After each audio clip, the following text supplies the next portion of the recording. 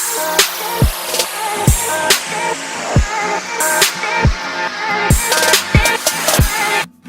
what's up guys? Sa araw na ito gagawa tayo ng isang DIY power bank.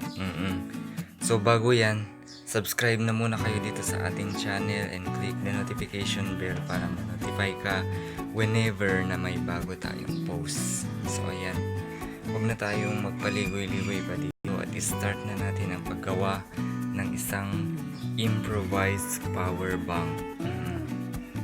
So dapat meron kayong mga kagamitan tulad ng sirang power bank, kunin mo yung amplifier niya, or sirang speaker, kunin mo yung amplifier na same time battery. So ayan, start na natin.